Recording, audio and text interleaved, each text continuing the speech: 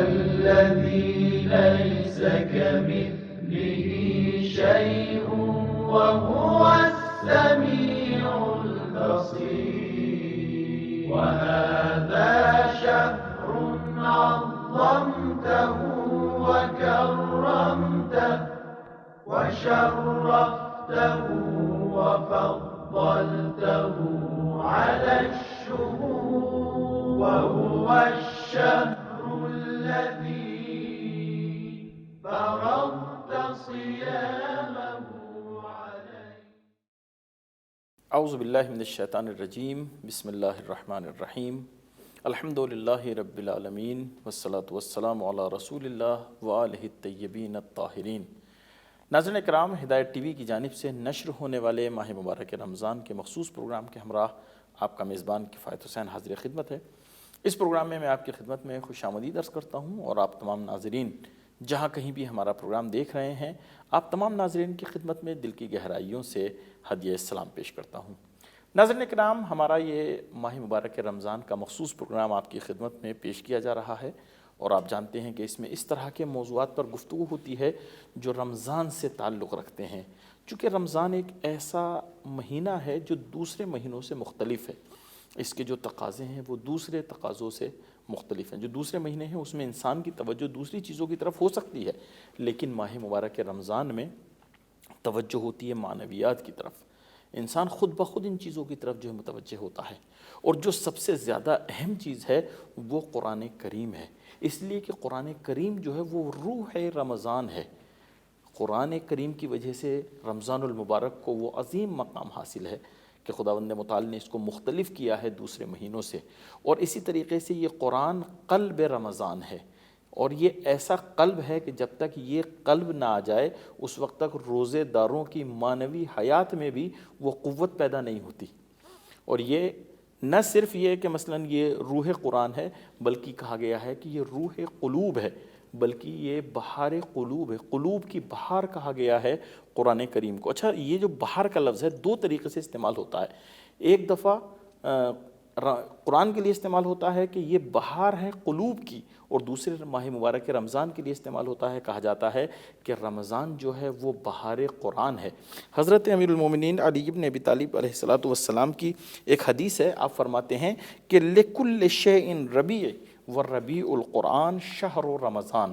ہر چیز کی ایک بہار ہوتی ہے، اور جو قرآن کی بہار ہے وہ رمضان کا مہینہ ہے. آپ جانتے ہیں کہ جب بہار کا موسم آتا ہے نا، جو جس چیز کی بہار ہوتی ہے اس میں ایک خاص اس چیز کی شان ہوتی ہے. مثلا عام بہار جب آتی ہے تو سبزہ اور اسی طریقے سے درخت اور دوسری چیزیں ان کا ایک خاص ان میں لطافت پائی جاتی ہے، خاص جو ہے ان کی شان ہوتی ہے، ان کا مقام ہوتا ہے. تو اسی طریقے سے ماہ مبارک رمضان کو قرآن کی بہار کہا گیا ہے. اور اسی طرح جو میں نے عرض کیا تھا کہ قرآن کو جو ہے وہ قلوب کی بہار کہا گیا ہے، تو ایک یہ جو ہے یہ بھی مولا کائنات کا جملہ ہے. امام فرماتے ہیں کہ وَتَفَقَّهُ فِيهِ فَإِنَّهُ رَبِيعُ الْقُلُوبِ،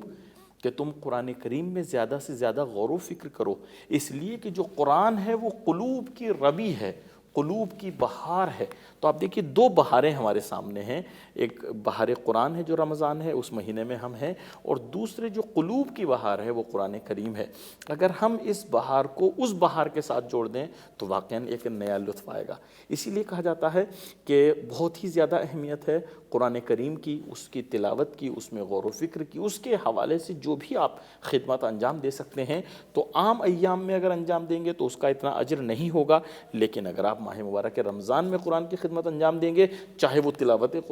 کلام پاک ہو یا اس کی تفسیر کے حوالے سے گفتگو ہو، اس کا مطالعہ ہو، یا مثلا جو بھی آپ کام انجام دے سکتے ہیں قرآن کے لیے، اس کا اجر بہت زیادہ ہے. جیسے کہ اس سے پہلے بھی عرض کیا گیا ہے ایک چھوٹی سی مثال کہ جیسے ایک آیت کی اگر آپ تلاوت کرتے ہیں تو دوسرے ایام میں اگر آپ پورے قرآن کی تلاوت کریں تو جتنا اجر پورے قرآن کی تلاوت کا ہے، ماہ مبارک رمضان میں اتنا اجر ایک آیت کی تلاوت کا ہے. تو ہمیں اس موقع سے فائدہ اٹھانا چاہیے اور خداوند متعال کا شکر ادا کرنا چاہیے کہ اس نے ہمیں توفیق دی کہ ایک مرتبہ پھر ہمیں یہ ماہ مبارک رمضان ملا. اور زیادہ سے زیادہ اس فرصت سے کسب فیض کریں، اور آپ ہمارے لیے بھی دعا کریں، اور ہم بھی انشاءاللہ آپ کے لیے دعا گو ہیں کہ خداوند متعال آپ کی عبادات اور اطاعت قبول فرمائے. ہمارے ساتھ رہیں، گفتگو ہماری قرآن کریم کے حوالے سے چل رہی ہے، اور الحمدللہ آج بھی جو عظیم شخصیت ہمارے ساتھ ہیں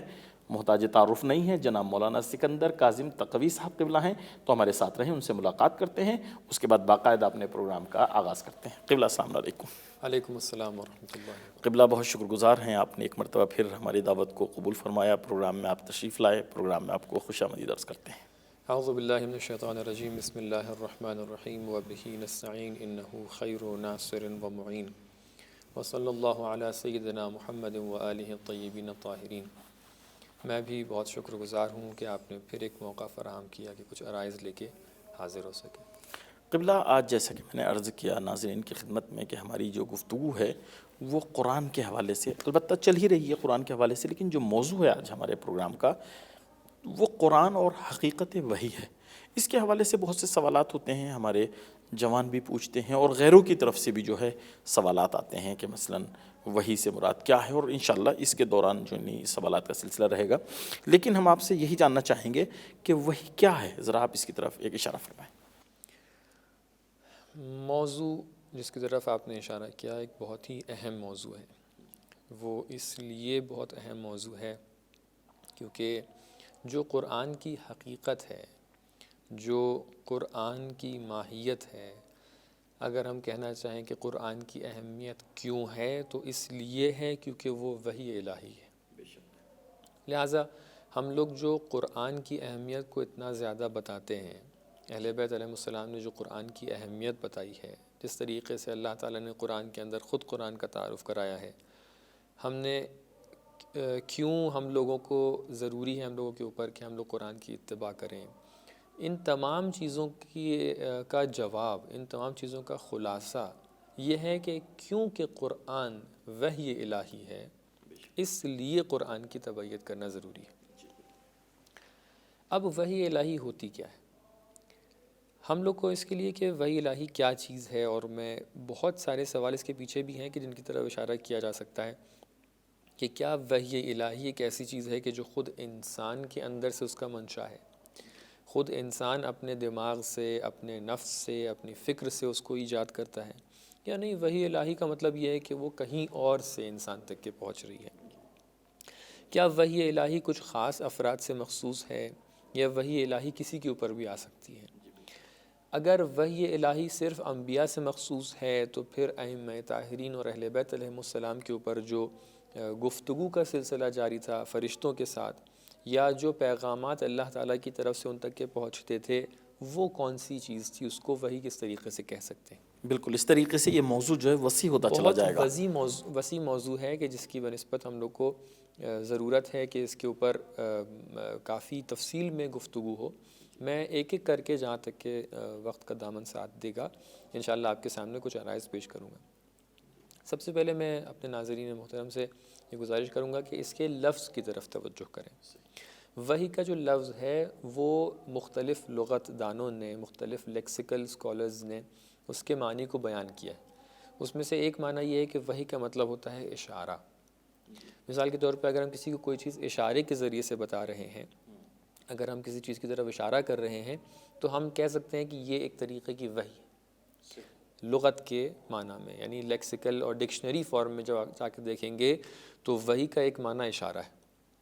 ایک معنی اور ہے وحی کا، وہ یہ ہے کہ جب بھی کوئی چیز مرموز ہوتی ہے، کوئی چیز اگر چھپی ہوئی ہے، کوئی چیز اس کے اندر کوئی راز موجود ہے، اس کو ہم وحی کا عنوان دے سکتے ہیں۔ تیسرا جو سیکشن اس کے معنی کا ہے، تیسرا پارٹ جو وحی کے معنی کا حصہ ہے، وہ یہ حصہ ہے کہ وحی کا مطلب ہوتا ہے کہ جو چیز جلدی سے ایک شخص تک کے پہنچ جائے۔ تو لہٰذا 3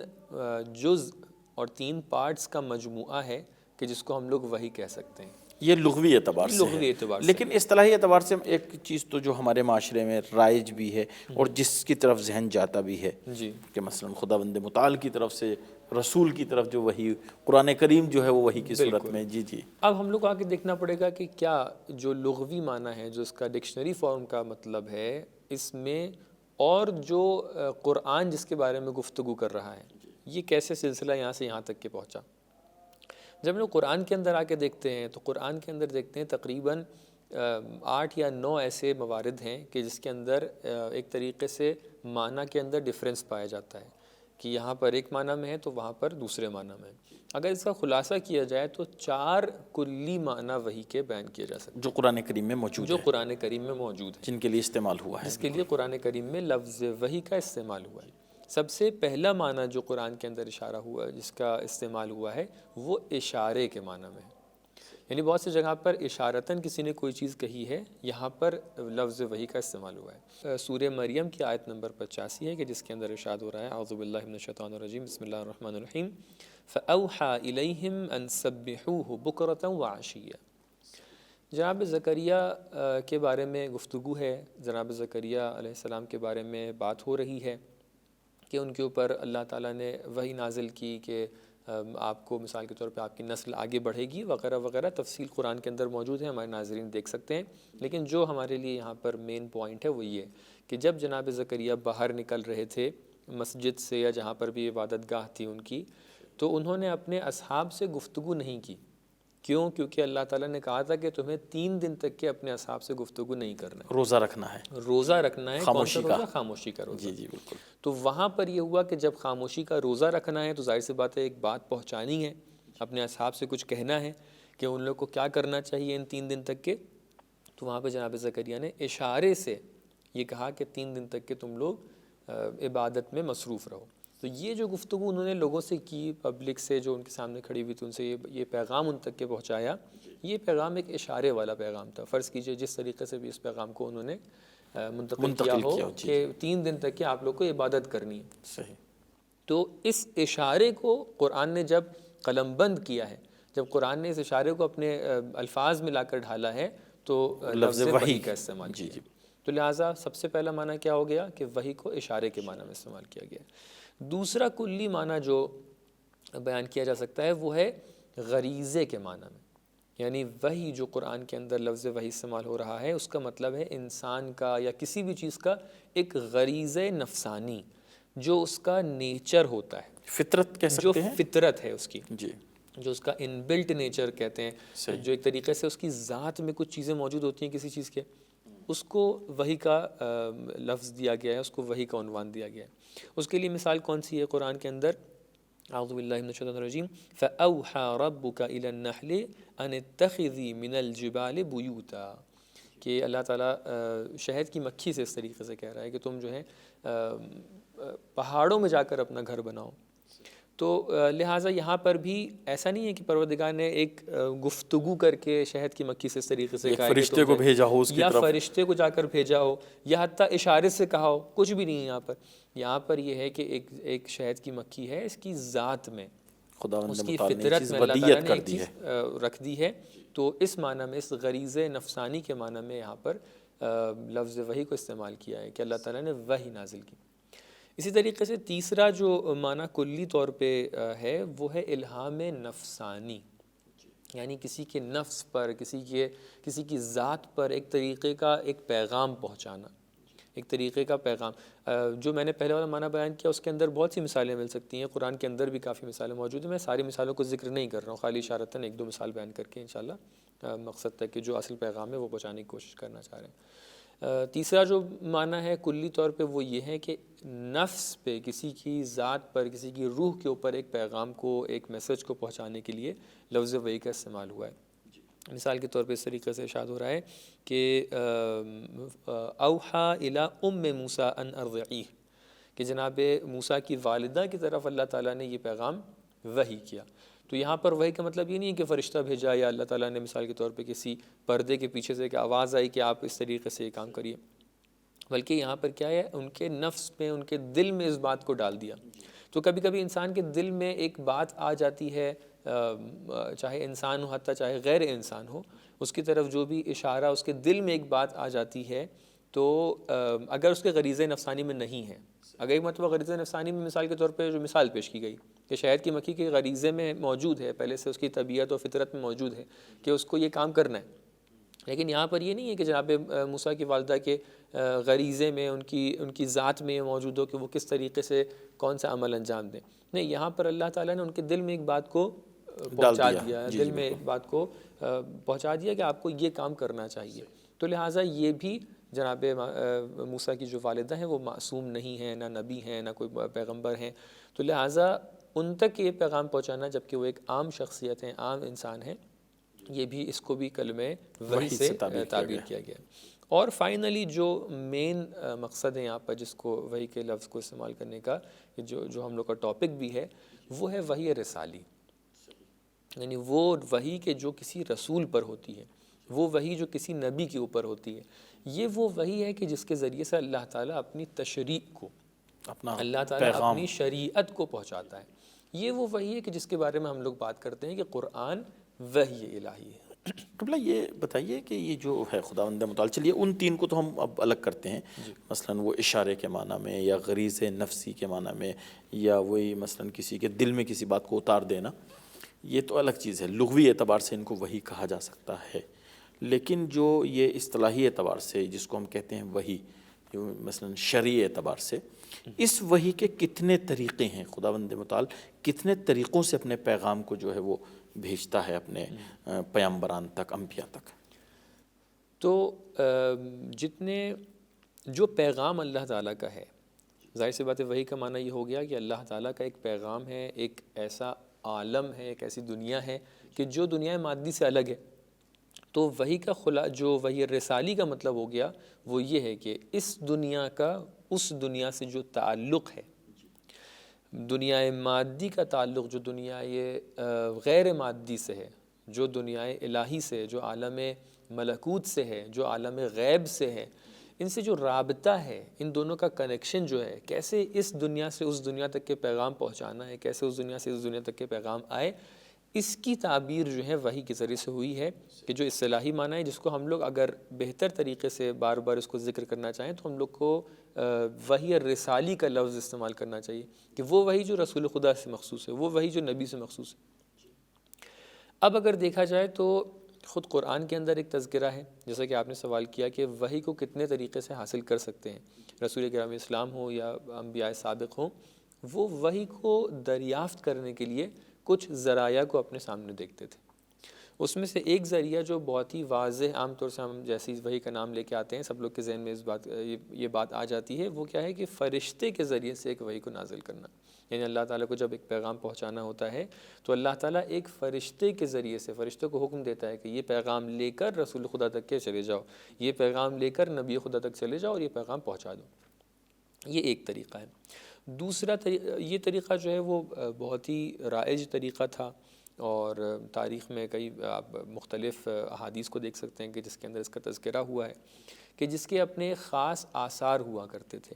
کہ ایک فرشتہ جب آتا تھا، کبھی کبھی جو فرشتہ وحی تھا وہ کسی انسان کی شکل میں آتا تھا، جیسے کہ دیہ قلبی وغیرہ کے بارے میں ملتا ہے کہ تاریخ میں اس کی شکل میں بار بار جناب جبرائیل آیا کرتے تھے۔ کبھی کبھی انسان کی شکل میں نہیں بھی آتا تھا، فرشتے کی شکل میں آتا تھا کہ جس کو صرف پیغمبر دیکھ سکتے تھے۔ اور مختلف مقامات پر اس طریقے سے اس کا تذکرہ ہے کہ پیغمبر کے پاس فرشتے وحی نازل ہوا۔ دوسرا طریقہ جو ہے جس کے ذریعے سے اللہ تعالیٰ کا ایک پیغام رسول خدا تک کے پہنچ سکتا ہے وہ یہ ہے کہ اللہ تعالیٰ کسی بھی واسطے کا استعمال نہ کرے۔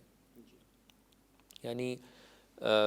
اگر بیچ میں مثال کے طور پر ابھی تک کہ جناب جبرائیل جا رہے تھے، اب ان کو بھی ہٹا دیا جائے، اب ان کو بھی ہٹا دیا جائے، ڈائریکٹ خداوند متعال کی طرف سے، ڈائریکٹ خداوند متعال کی طرف سے پیغمبر کے قلب پر، پیغمبر کے دل پر ایک پیغام نازل ہو۔ اس کی سب سے واضح مثال جو ہے ہم لوگ لے سکتے ہیں کہ جو معراج کے اندر ہوئی۔ یعنی معراج میں ہم لوگ ایک مقام ایسا دیکھ سکتے ہیں کہ جہاں پر جناب جبرائیل بھی کہہ رہے ہیں کہ میں اس کے آگے نہیں جا سکتا، قاب قوسین او ادنا، قاب قوسین ادنا کا مرحلہ ہے۔ تو وہاں پر جب آپ جناب جبرائیل پہنچ چکے ہیں، وہاں سے اس سے آگے نہیں جا سکتے ہیں، تو ظاہر سی بات اس کے آگے جو گفتگو ہوگی، اس کے بعد جو گفتگو ہوگی، یعنی ہمارے ناظرین الحمدللہ اتنی معرفت رکھتے ہیں کہ ان سب چیزوں کو مادی تصورات میں لے کے نہ آئیں۔ یعنی قاب قوسین کا مرحلہ جو بتایا جا رہا ہے یہ ایک تشبیہ ہے ایک طریقے سے، کہ اللہ تعالیٰ کہہ رہا ہے کہ ایک تیر کے فاصلے سے یا دو تیر کے فاصلے سے یعنی فاصلہ تھا پیغمبر اور خدا کے درمیان۔ تو اس کا مطلب یہ نہیں کہ اللہ تعالیٰ ایک خاص پوائنٹ پر بیٹھا ہوا تھا اور پیغمبر اس پوائنٹ تک کے پہنچ گئے کہ جہاں پر 2 قدم کا فاصلہ تھا اللہ کا اور پیغمبر کا، نہیں۔ یہ اس طریقے سے ہے کہ جیسے ایک تیر کا فاصلہ اتنے قریب ہوتا ہے، اسی طریقے سے پیغمبر اکرم علو درجات کے اعتبار سے، ایک روحانی معراج کے اعتبار سے وہاں تک کے پہنچ گئے۔ تو بہرحال تو وہ مقام تھا کہ جہاں پر کوئی فرشتہ وسط میں نہیں تھا، وہ مقام تھا جہاں پہ کوئی اور وسیلہ وسط میں نہیں تھا. اللہ تعالیٰ ڈائریکٹ اپنا پیغام پیغمبر کے قلب پر نازل کر رہا تھا. اور یہی مرحلہ بہت سے وقت ایسا دنیا میں بھی ہوا کہ جہاں پر پیغمبر کے اوپر ڈائریکٹ صورت میں کوئی وحی نازل ہوتی تھی. جیسا کہ مفصل کتب میں دیکھا جا سکتا ہے، تاریخ میں دیکھا جا سکتا ہے کہ پیغمبر کے حالات جو تھے وحی کو دریافت کرنے کے وقت، کہ جب پیغمبر کے اوپر وحی نازل ہوتی تھی تو ان کی ظاہری کیفیت کیسی ہو جاتی تھی، یہ بھی حد تک کتب کے اندر موجود ہے. کہ پیغمبر مثال کے طور پہ ان کا اگر وہ کسی مرکب پہ سوار ہوتے تھے تو وہ مرکب باقاعدہ جو سنگینی تھی، جو فشار تھا، حالانکہ وہ پیغام کون سا پیغام ہے؟ روحانی پیغام ہے، لیکن روح اور جسم کا ایسا رابطہ ہے آپس میں کہ جب روح کے اوپر اتنا فشار، اتنا زور، اتنا کہہ سکتے ہیں آپ سٹریس، یا اتنا جو ایک طریقے سے یعنی وہ متحمل نہیں ہو پا رہی ہے اس کی، جی جو سنگینی تھی روح کے اوپر، جی وہ اتنی زیادہ تھی کہ جسم کے اوپر بھی اس کا اثر پڑتا تھا. اور کبھی کبھی جس مرکب پہ آپ سوار ہوا کرتے تھے وہ مرکب زمین تک کے پہنچ جایا کرتا تھا. ظاہر ہے جب رسول کا جسم اور رسول کی روح اتنی متاثر ہے تو دوسری چیزوں کی کیا حیثیت ہے؟ تو لہٰذا پیغمبر اکرم کے اوپر جب وحی نازل ہوا کرتی تھی تو ان کی کیفیت کچھ اس طریقے سے ہوا کرتی تھی کہ آپ ظاہری طور پہ آپ کے اوپر باقاعدہ جو پسینے کی حالت ہوتی ہے وہ طاری ہو جاتی تھی. جس مرکب پہ سوار تھے اس طریقے سے کبھی کبھی ایسا ہوتا تھا کہ پیغمبر اگر کھڑے ہو کر کسی بات کو بیان کر رہے ہیں تو وہ بیٹھ جایا کرتے تھے. کبھی کبھی یہ ہوتا تھا کہ اگر وہ گفتگو کر رہے ہیں تو اس میں وہ رک جایا کرتے تھے. تو یہ مختلف جو حالات وحی کے حوالے سے بیان ہوئی ہیں وہ مفصل کتب کے اندر موجود ہیں، ہمارے ناظرین جا کر اس کو دیکھ سکتے ہیں. جو مقصد بیان کرنے کا وہ یہ ہے کہ جب وحی نازل ہوتی تھی، اور مخصوصاً وہ وحی کہ جس کے اندر کوئی واسطہ بیچ میں نہیں ہے، وہ ایک خاص سنگینی کے ساتھ تھی. ان سب کو میں ایک مرحلے تک کے لے کے جانا چاہ رہا ہوں. اب یہ دو طریقے میں نے آپ کی خدمت میں بیان کر دیے کہ ایک طریقہ یہ ہو گیا کہ پیغمبر کے اوپر ایک فرشتے وحی کے ذریعے سے ایک بات نازل ہو رہی ہے، ایک جو ہے وہ ڈائریکٹ، ایک یہ ہے کہ وہ ڈائریکٹ مستقیم اللہ تعالیٰ ایک پیغام پہنچا رہے ہیں. قبلہ اجازت دیں جو باقی مرحلے ہیں ان سے پہلے ہم ایک مختصر سا وقفہ لے لیتے ہیں، اس کے بعد حاضر ہوتے ہیں. ناظرین، بڑی اہم گفتگو چل رہی ہے وحی کے حوالے سے کہ وحی کی حقیقت کیا ہے. قرآن کریم جو ہم تک پہنچا ہے، اصل موضوع تو یہ ہے کہ قرآن اور وحی، لیکن وحی آپ سمجھیں کہ وحی کی کتنی قسمیں ہیں اور کس طریقے سے وحی جو ہے خداوند متعال اپنے پیغمبر پر اور رسول پر نازل کرتا ہے. اسی طرح ہماری گفتگو کا سلسلہ جاری رہے گا، لیکن ملتے ہیں مختصر سے وقفے کے بعد.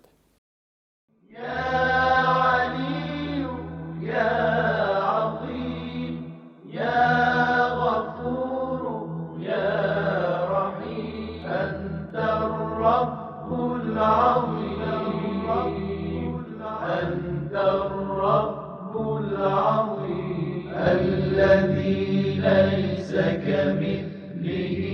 شيء وهو السميع البصير. وهذا شهر عظمته وكرمته وشرفته وفضلته على الشهور، وهو الشهر الذي فرضت صيامه عليه، وهو شهر رمضان الذي أنزلت فيه القرآن هدى للناس وبينات من الهدى والفرقان، وجعلت فيه ليلة القدر وجعلتها خيرا من 1000 شهر. فيا ذا المن ولا يمن عليهن علي بفكاك رقبتي من النار، فيمن تمن علي وأدخلني الجنة وأدخلني الجنة برحمتك يا أرحم الراحمين. ناظرین اکرام، وقفے کے بعد پروگرام میں آپ کا خیر مقدم ہے، ہمارے ساتھ رہیں، اپنے پروگرام کو آگے بڑھاتے ہیں۔ قبلہ، آپ وحی کے جو طریقے ہیں ان کو بیان کر رہے تھے کہ کس کس طریقے سے خداوند متعال وحی نازل کرتا ہے۔ فی الحال آپ نے 2 طریقے بیان کیے، ایک تو یہ کہ فرشتے کے ذریعے سے کسی انسان کی شکل میں مثلا فرشتہ آتا ہے، یا مثلا فرشتہ درمیان میں ہوتا ہے، ٹھیک ہے۔ دوسرا آپ نے بتایا کہ جو ایک ڈائریکٹ وحی ہوتی ہے، یہاں فرشتہ بھی درمیان میں نہیں ہے، ایک خداوند متعال ہے جو وحی نازل کر رہا ہے، اور دوسرا رسول ہے جو اس کو دریافت کر رہا ہے۔ لیکن میں آپ سے سوال کرنا چاہتا ہوں، جیسے آپ نے بتایا بھی کہ اس طرح کی کیفیت جو ہے نمودار ہوتی تھی جب ڈائریکٹ وحی ہوتی تھی، کہ کبھی کبھی وہ مرکب بھی جو ہے مثلا بیٹھ جاتا تھا اور وہ اس کا تحمل نہیں کر پاتا تھا، رسول کے جسم کی جو ہے وہ یعنی کیفیت ہوتی تھی وہ بدلنے لگتی تھی۔ اس طرح کے کچھ اشارے ملتے ہیں کہ مثلا جس وقت یہ وحی نازل ہوئی پہلی مرتبہ مثلا نبی اکرم صلی اللہ علیہ وسلم کے اوپر، اور حضور کو اس سے پہلے چونکہ تجربہ نہیں تھا اس کا، اور پہلی مرتبہ حضور جو ہے پریشان ہوتے ہیں، آنے کے بعد جناب خدیجہ سے کہتے ہیں کہ آج میرے اوپر اس طرح کی کیفیت طاری ہوئی ہے، یعنی ظاہر بعثت کے بعد کا واقعہ ہے، اور کہ یہ کیا ہے اور میں سمجھ نہیں پا رہا ہوں اس طرح سے۔ یا مثلا یہ کہ جناب خدیجہ سے آ کے رسول نے سوال کیا، اور کچھ یہ بھی ملتا ہے کہ مثلا جناب خدیجہ ان کو لے کے جاتی ہیں کسی عالم کے پاس، اور یہاں تک لکھا ہے تواریخ نے کہ یہودی عالم کے پاس جاتی ہیں اور ان سے سوال کرتے ہیں کہ یہ اس طرح کے واقعات رونما ہو رہے ہیں۔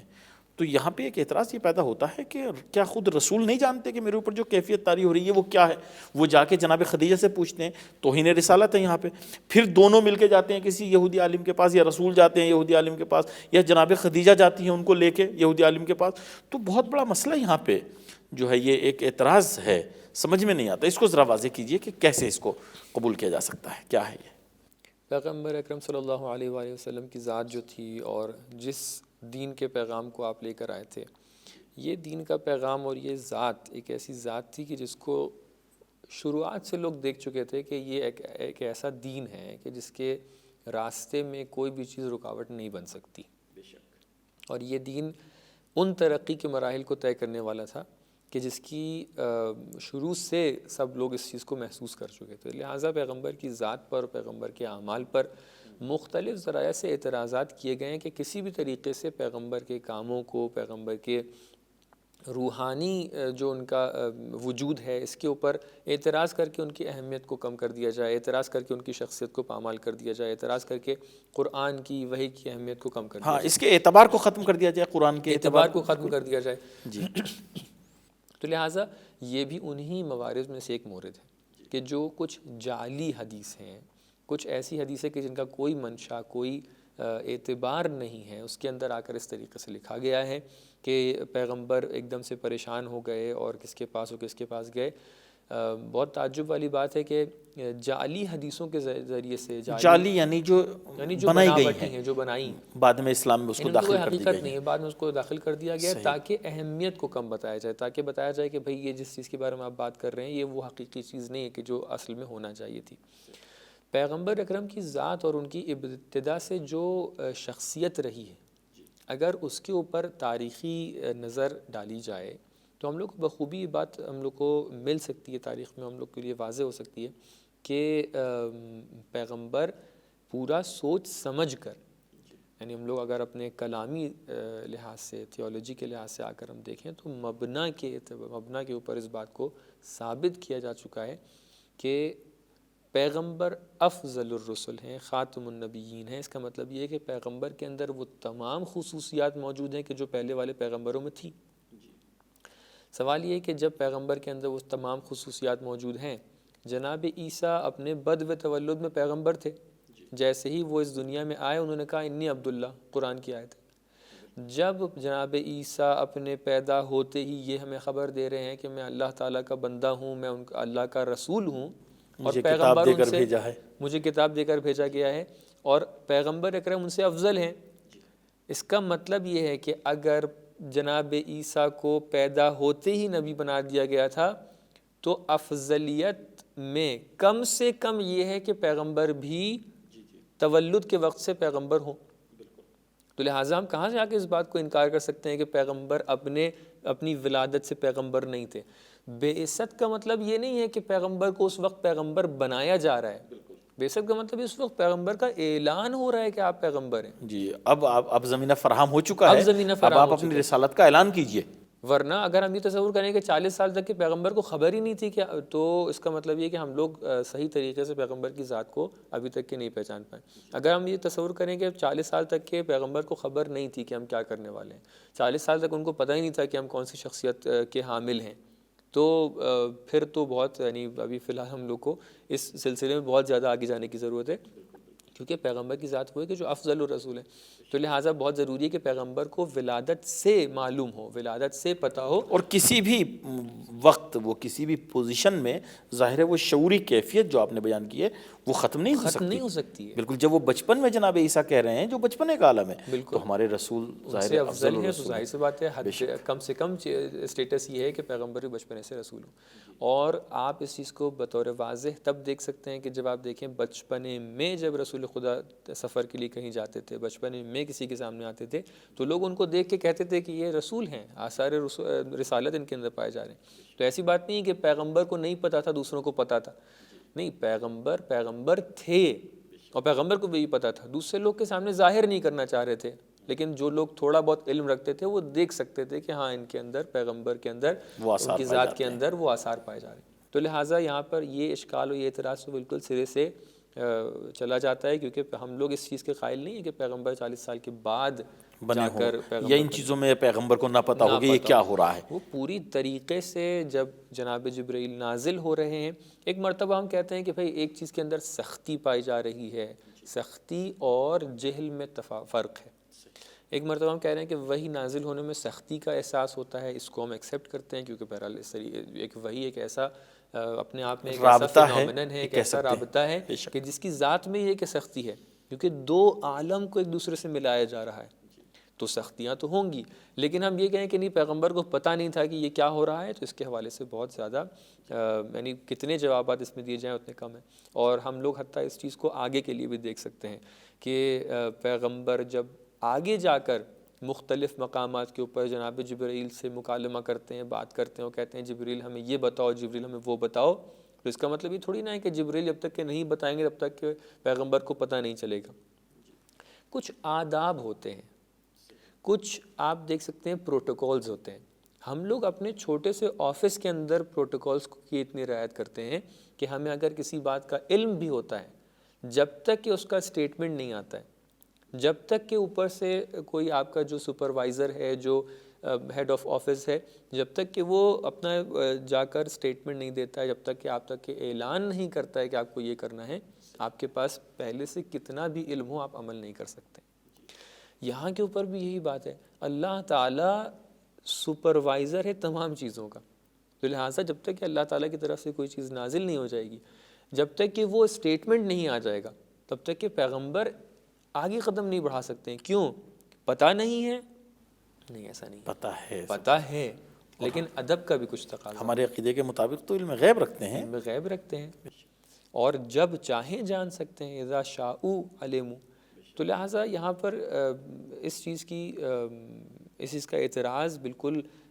اس کی جگہ نہیں ہے، اور کسی بھی طریقے سے اس اعتراض کو ہم لوگ قبول نہیں کر سکتے، کیونکہ پیغمبر کی ذات کو جو صحیح طریقے سے پہچان جائے گا، ان اعتراضات کو بخوبی اپنے آپ سے وہ جواب دے سکتا ہے۔ تو ابھی خلاصہ کلام یہ ہو گیا کہ ہمارے پاس دو ذریعے ابھی تک کے آپ کے سامنے بیان ہوئے۔ ایک ذریعہ یہ کہ فرشتے کے ذریعے سے وحی نازل ہوتی ہے، ایک ذریعہ یہ کہ ڈائریکٹلی اللہ تعالیٰ کے پیغمبر کے قلب پر، ان کے دل پر ایک بات کو نازل کرتا ہے۔ تیسرا جو ذریعہ ہے وہ یہ ہے کہ اللہ تعالیٰ ایک حجاب کے ذریعے سے، ایک پردے کے پیچھے سے آواز ایجاد کر کے ایک پیغام کو پہنچاتا ہے۔ جیسا کہ جناب موسیٰ کے واقعے میں ہم لوگ دیکھ سکتے ہیں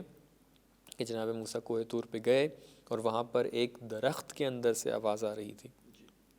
تو وہاں پر درخت کے اندر اللہ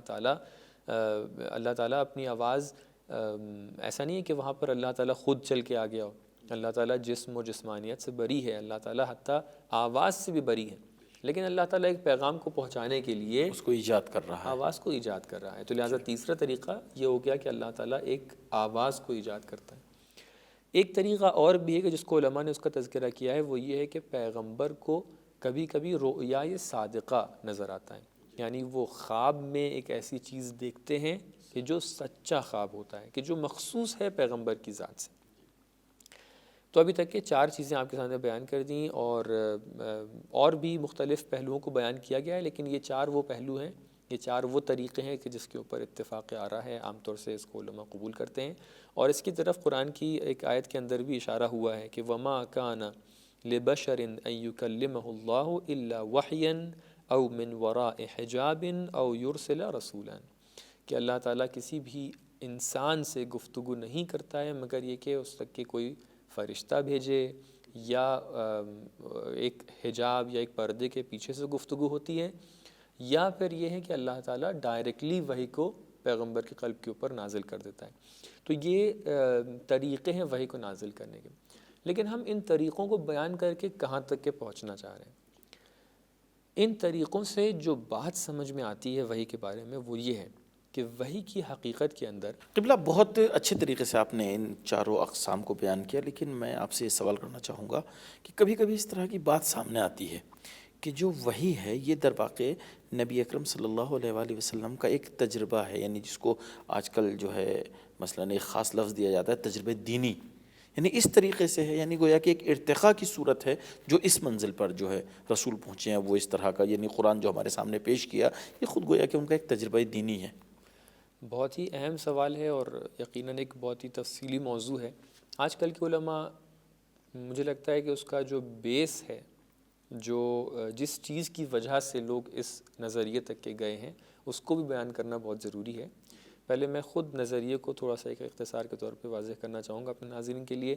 کہ کچھ لوگ یہ کہتے ہیں کہ نہیں، پیغمبر اکرم صلی اللہ علیہ وآلہ وسلم کا کوئی خاص رابطہ عالم غیب سے نہیں تھا۔ پیغمبر اکرم صلی اللہ علیہ وسلم اپنے آپ میں ایک ایسی شخصیت کے حامل تھے کہ جو آپ کہہ سکتے ہیں کہ بہت ہی اچھی شخصیت، بریلینٹ شخصیت، کہ جو ایک طریقے سے کہہ سکتے ہیں انٹلیکچوئلز ہوتے ہیں کہ جو بہت ہی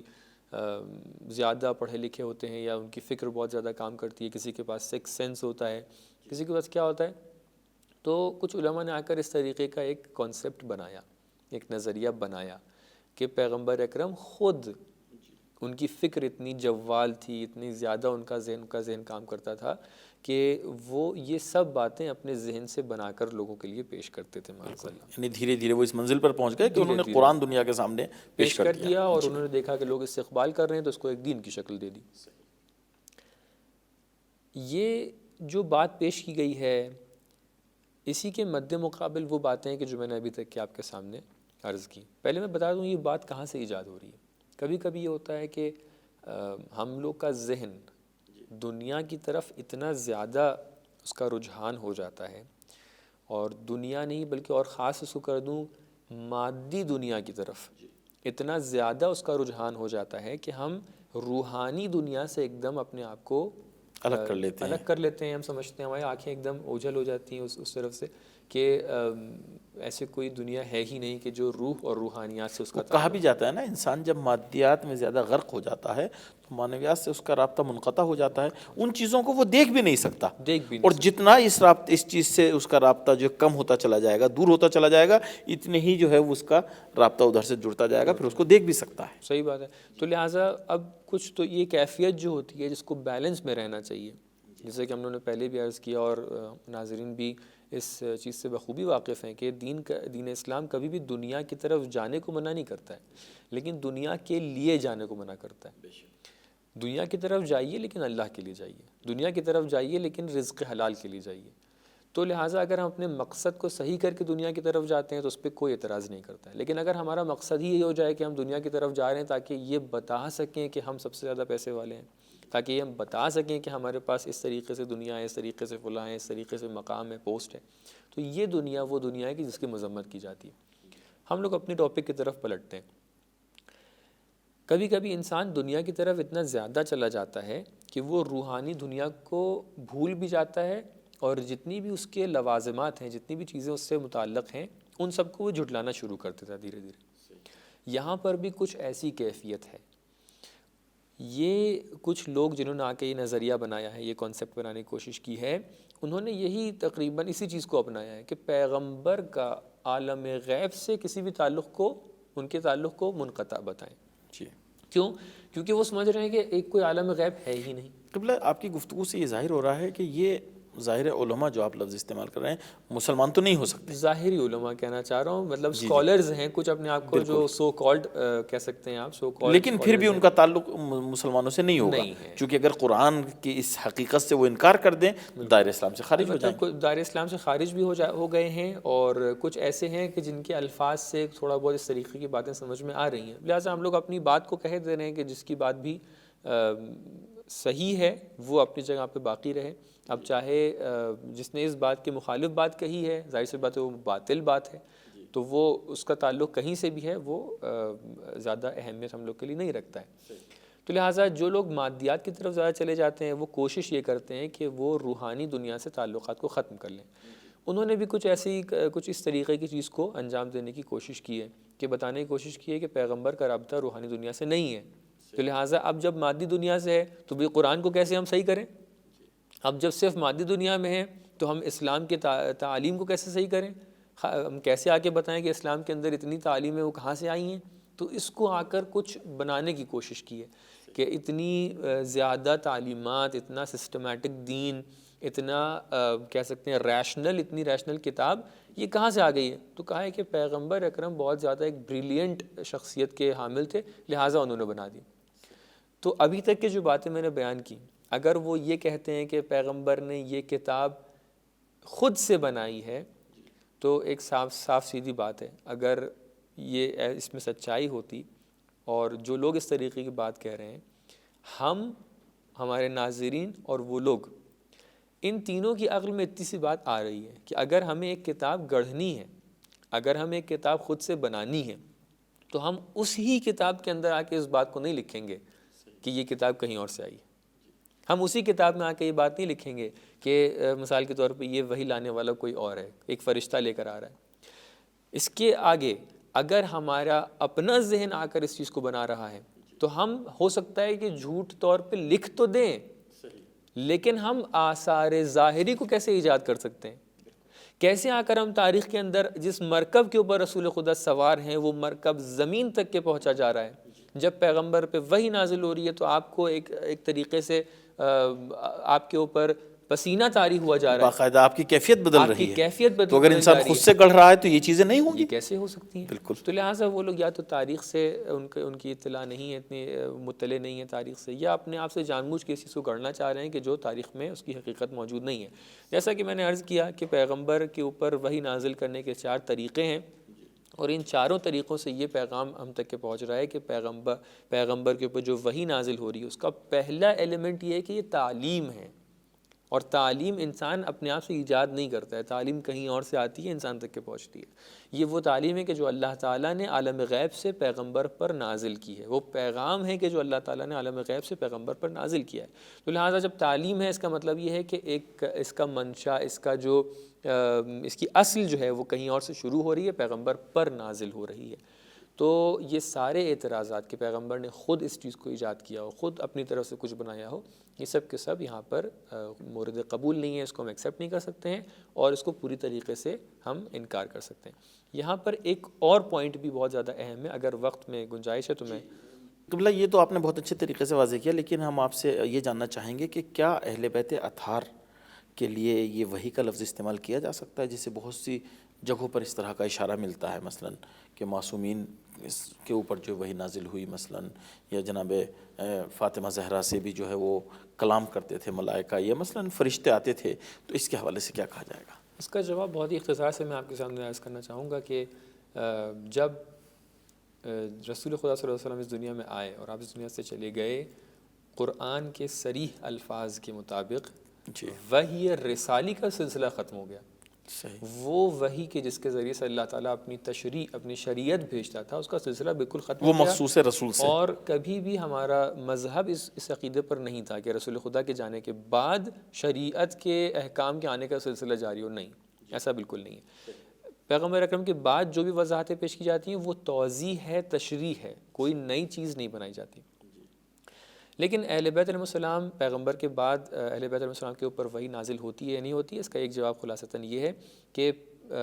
وحی کا لفظ حتیٰ جناب موسیٰ کی والدہ کے لیے بھی استعمال ہوا ہے. جب جناب موسیٰ کی والدہ کہ جو نہ ولی خدا ہیں نہ کوئی خاص شخصیت کی حامل ہیں، ان کے اوپر نازل ہو سکتی ہے وحی، تو اگر ہم غیر رسول خدا کے اوپر ان کے نائبین کے اوپر اہل بیت کے اوپر ہم استعمال کرنے کی بات کریں تو اس میں کوئی اعتراض نہیں ہے، لیکن اس کے لیے کہ آپس میں اس کا کوئی مکس نہ ہو جائے، کوئی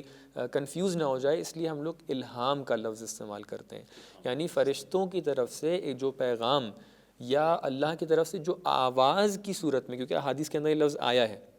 کہ پیغمبر اور نبی جو ہیں فرشتوں کو دیکھ بھی سکتے تھے، لیکن اہل بیت علیہ السلام و ولی خدا آواز سنتے ہیں ان کی، تو لہٰذا چاہے آواز کی صورت میں ہو، چاہے ان کے دل کے اندر ایک بات کو بیٹھنے کی بات ہو، ان سب چیزوں کو ہم خلاصہ کر کے ایک لفظ میں خلاصہ کر سکتے ہیں، وہ یہ ہے کہ اہل بیت پر الہام نازل ہوتا تھا، الہام آتا تھا، تو یہ الہام الگ چیز ہے، اور رسالت والی جو وحی تھی وہ الگ چیز ہے۔ لہٰذا ہمارا مذہب کبھی بھی عقیدہ نہیں رکھتا ہے کہ رسالت پہ جو وحی نازل ہوتی تھی شریعت والی وہ کنٹینیو ہو رہی ہو، بلکہ ہم الہام کے ماننے والے ہیں۔ اچھا، فرشتوں کا کیا ہے؟ فرشتے کیا آتے تھے ان کے پاس؟ فرشتے نازل ہوتے تھے، اس طریقے سے متقن طریقے سے ہمارے پاس احادیث موجود ہیں کہ اہل بیت علیہ السلام کے اوپر، جناب سیدہ سلام اللہ علیہ کے اوپر جو ہے فرشتے نازل ہوتے تھے اور پیغامات پہنچاتے تھے، لیکن فرشتے جو چیز پہنچا رہے ہیں اس کے اندر شریعت نہیں ہے، شریعت رسول خدا کے اوپر ختم۔ جی بہت شکریہ قبلہ، آپ سے یہاں پر اجازت چاہتے ہیں، بہت شکریہ۔ ناظرین، بڑی اہم گفتگو تھی وحی کے حوالے سے، حقیقت وحی کے حوالے سے ہمارے مہمان نے بہت سے اعتراضات کا یہاں پر جواب دیا جو بہت ہی اہم تھے۔ معمولاً یہ چیزیں دیکھنے میں آتی ہیں، ہمارے جوانوں نے بھی ان چیزوں کو دیکھا ہوگا اور آپ بھی اس کا ملاحظہ کر سکتے ہیں، اور یہ جو جوابات دیے جاتے ہیں یہ بہت اہم ہوتے ہیں، ان کو آپ ذہن نشین کریں۔ کبھی اگر آپ کے سامنے اس طرح کی کوئی علمی مشکل پیدا ہو تو آپ بھی اس راہ حل کو ان کے سامنے پیش کر سکتے ہیں۔ آپ سے یہیں پر اجازت چاہتے ہیں، اپنا خیال رکھیے گا، ہمیں دعا میں یاد رکھیے گا۔ خدا حافظ، فی امان اللہ۔